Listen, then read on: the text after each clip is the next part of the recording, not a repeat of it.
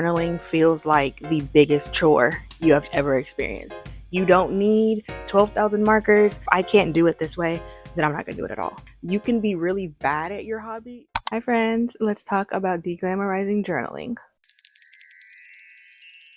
So over the past few years, journaling has really knocked on the door of TikTok, Instagram, YouTube, social media platforms in a general sense. And as much as I love journaling and I think it's such a great tool to have in your little hobby belt, I don't know how I meant to say that. I also think that because of social media, a lot of hobbies get a bit glamorized and it ends up making it seem like it's such, I don't know. I feel like sometimes social media makes hobbies out to be something that they're not. And while there are many things that journaling really does help with, whether it be your mental health, your daily life, memory keeping, all sorts of things, there are lots of things that I don't think people talk about when it comes to journaling and how much of a big impact it has been on social media. Now, this is not a video about what is or is not journaling. So if that's the type of video you're looking for, it's not this one. I won't be gatekeeping what people decide to do in their journals, how people journal,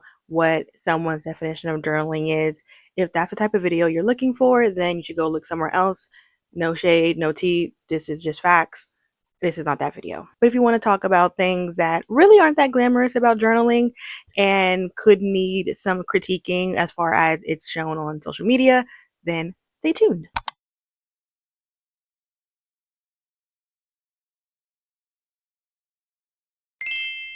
Okay, so the first thing we're going to talk about is the impact of your mental health. So, journaling can really help you with mental health, and I think most people can agree with that. Whether you're journaling as in daily journaling, where it's just all writing, or you're doing more creative journals, junk journals, it doesn't really matter. It can be really good for your mental health. It could give you so many types of different emotions. You could feel happy, sad, thought provoking, angry as hell. There are so many ways that it can negatively and positively affect your mental health. But I think when it comes to how it's viewed on social media, it's given this ideology that it's this amazing one size fits all thing that can help everybody. But something that I've learned over the years of journaling is that a lot of people, whether they're new to journaling or old to journaling, have issues where they deal with imposter syndrome, not knowing what to write, driving themselves crazy about what to buy, how to buy it, where to buy it, what should go into a journal, what shouldn't go into a journal. And it gets to the point where all of a sudden your journal becomes a chore. And this isn't just the arts and crafts version of journaling, it's journaling in a general sense. So many people ask me all the time, like, what do you put in your journals? What do you write about in your daily journal? Because I can't think of anything to write. And I think what that really comes down to a lot is that a lot of us put way too much emphasis on journaling. A lot of times, I think people tend to make hobbies way harder than they have to be, when a hobby is just supposed to be a fun little thing you do on the side. You don't have to monetize your hobbies. You don't have to do a lot of work for your hobbies. You can be really bad at your hobby. I thoroughly enjoy so many things that I'm really not that good at. Like, I love to paint. Am I Picasso? Absolutely not. I don't even know if I'm slightly good at painting. I just find it really therapeutic and fun to do. Am I amazing at oil pastels? No, but I love having them. I love taking out some cheap oil pastels and trying out new techniques and things that I saw on social media. But I'm not necessarily great at them. I'm not going to be put in a museum. They're not going to be talking about me 200 years from now. But it's just fun. It doesn't have to be some big deal. It doesn't have to be perfect, because this is just supposed to be a fun little hobby, and it's supposed to be helping your mental health, not declining it. Which leads me to my next point, and that is your journal does not have to be deep. For some reason, I don't know when or where this happened, we as a society have concluded that your journal needs to be some thought-provoking inner work. Like, you are a psychologist and you are really fixing this up in here, when in actuality, it doesn't need to be all that. I will stand by. Sometimes somebody was just a B word, and that's all you got to put in your journal. Okay, so and so is a, that's all you got to put. You don't have to put nothing else. If all you're feeling that day is writing down song lyrics to some random song you really liked, write that down. If one day all you feel like doing is doodling, then doodle. Write random thoughts, write ridiculous thoughts, write weird thoughts. Honestly, just do anything, because it does not need to be this deep traumatic and inner work. Now, if you want it to be that, it absolutely can. At the end of the day, it should be whether you do or do not want to. If your journal is filled with nothing but happy thoughts, that's fine. If your journal is nothing but sad, traumatic thoughts, that's fine. If your journal is a mixture, that's fine. If your journal is none of the above, that's fine too. We put too many stipulations on our hobbies to the point where it feels, like I said in the previous topic, like a chore. You don't want to feel like you're forcing yourself to word vomit on a page when you really don't want to. There are so many times where I'm like, actually, journaling would not help me right now, and I don't want to do it. I don't want to get out my journal. I don't want to do a morning page. I don't want to plan out tomorrow. I don't want to do a creative page. I don't even want to use a small little passport. I don't want to do anything. And when I don't want to do anything, I just don't do it. Because at the end of the day, it is no one's business what you put in your journal. Do I post my journals? Absolutely. Do I have fun posting my journals? Absolutely. Am I going to stop? Probably not. So, do I sound like a hypocrite? Maybe. But at the same time, you guys don't see all of my journals. There are so many journals you guys never see. You guys know that my hardbound moleskin, I don't let you guys see inside of this. I may show you like a page, like open it up to show you that I've done a few pages, but you guys don't see it normally. I have creative journals and junk journals that you guys never see because some things are just meant for me and social media doesn't need to see them. Because when you post stuff, it does open the door for a lot of critique, a lot of yapping that you didn't ask for, a lot of people deciding that what you're doing or what you're not doing isn't correct or is correct, and it's highly annoying. And I think that's where that comes in, where people think that you have to be a certain way, you have to do a certain way when it comes to a particular hobby. You don't need 12,000 markers to do the coloring book. You don't need 16,000 things of yarn to make that shirt or that cardigan or whatever you're trying to make. If you're me, you don't need every blind box just because you really like the makers of it. Like, you don't need those things. Did I need all those plushies for my blind box that I showed you guys in my last video? Absolutely not. I'll be the first one to admit it was a frivolous buy that I sometimes look at them and I'm just like, girl, do you know what you could have done with... I'm not going to tell you guys. No, I'm not going to tell you guys how much money I spent. That is embarrassing. But in my head, I'm like, do you know what you could have done with that money? Like, you did not need that, girl. That being said, when hobbies are on social media, they do feel like the end all be all sometimes. And I know someone is going to comment, actually, I don't have that problem. Okay, then this is not for you. I don't know why people do that. I hate when people do that when it's like you're talking to a specific certain subset of people, and there's always somebody going, I don't have that problem because I don't have an issue with consumerism. I just don't buy things. Or they'll be like, actually, I don't have issues trying to journal because journaling is what you want.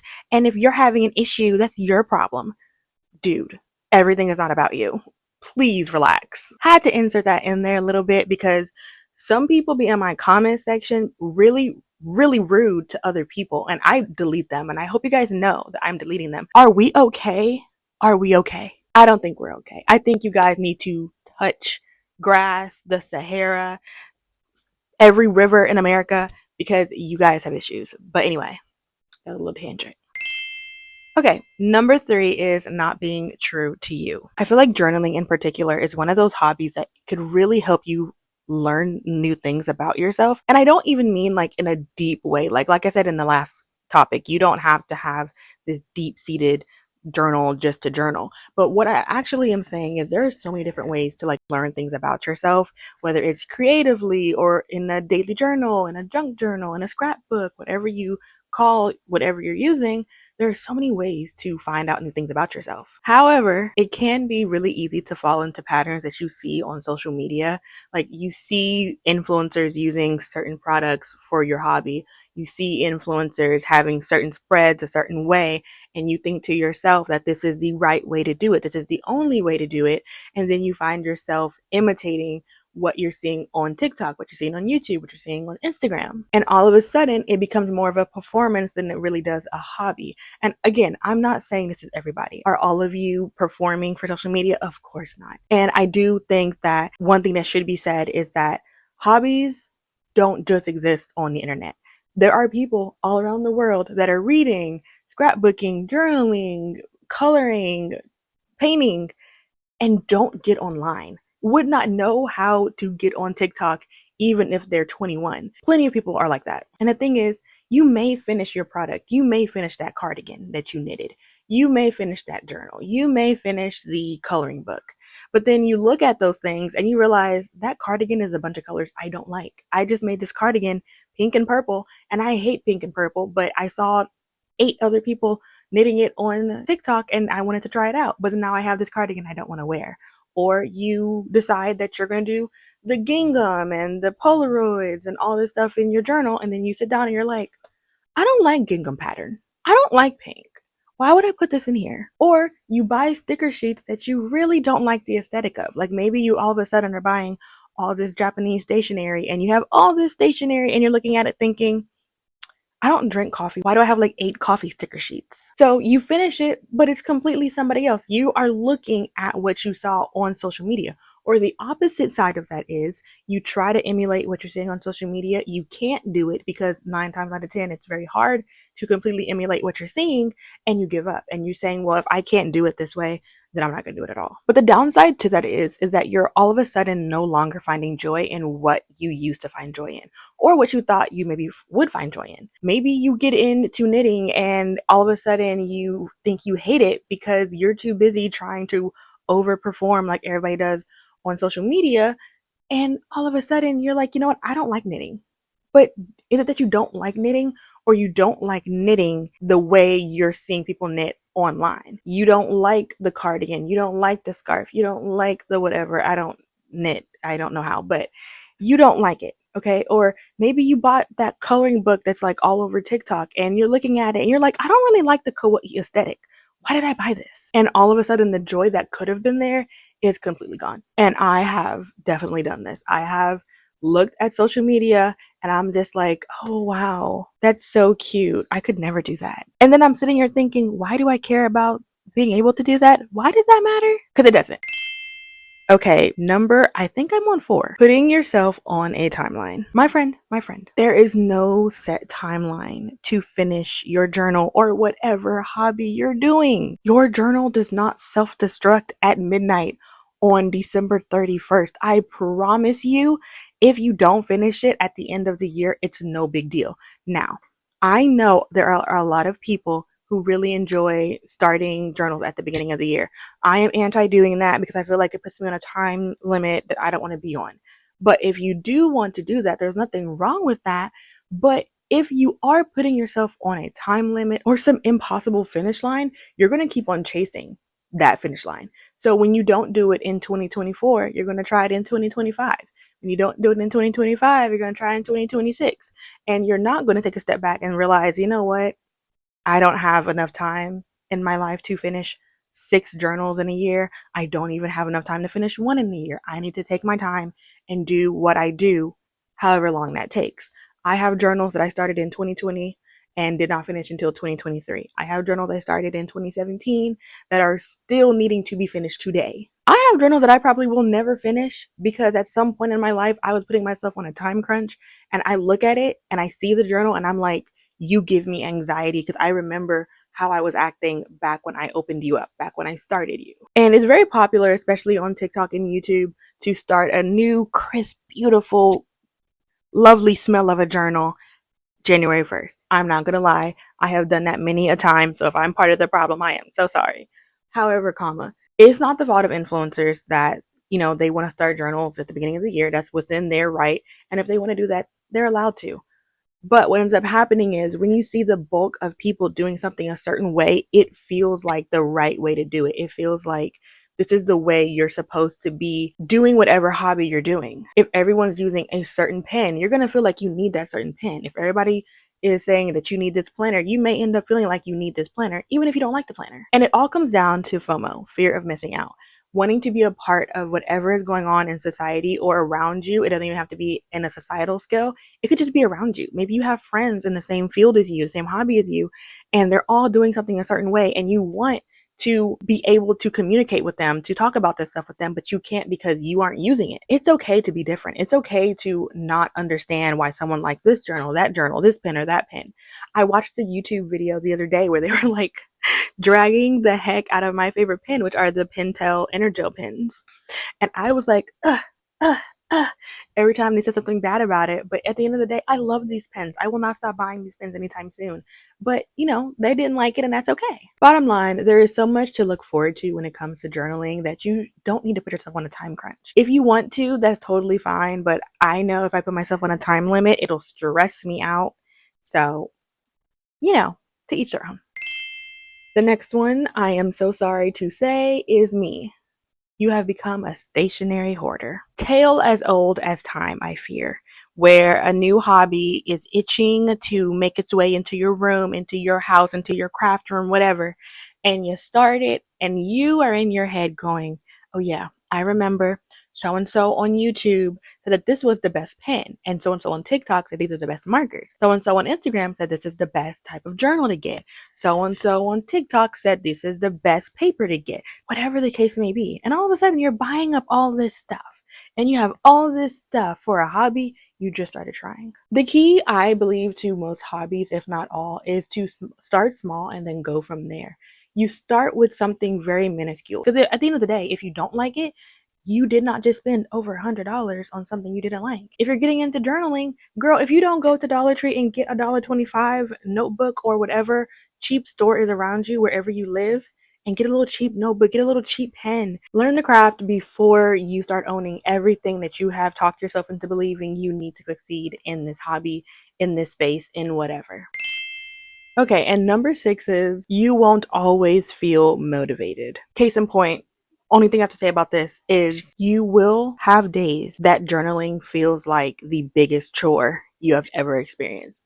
There are going to be some times where you do not feel like getting up and doing anything. You don't even want to write a word. You can't even bring yourself to write the date down. I say this in almost every video, and I think it stays true in every single one of these.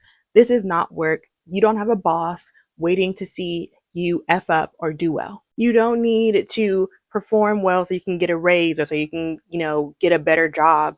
You don't need to perform well so you don't get fired.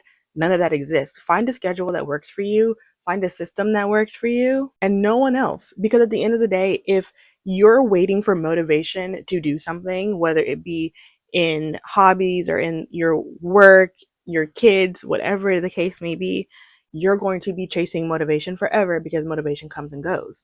You're lacking discipline maybe, or maybe you just really don't want to do it. And both of those things are okay. Maybe you just don't really feel like cracking open that journal. Okay. Maybe if you don't feel like it, but you still want to do something, take out your phone and in your notes app or in whatever app, Microsoft Word, I don't know, write down whatever you want to say.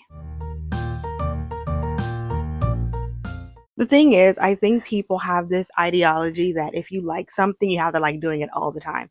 I love reading. I majored in English literature when I was in college. But are there times where I'm in a slump and I just don't feel like reading? Absolutely. Do I still love reading? Yes. Do I still love books? Yes. Will I still continue to read? Absolutely. But sometimes I just don't feel like it. But do I still love reading? Am I still a reader? Absolutely. Having a bad day does not all of a sudden mean you aren't good at something or that it's not your favorite thing to do.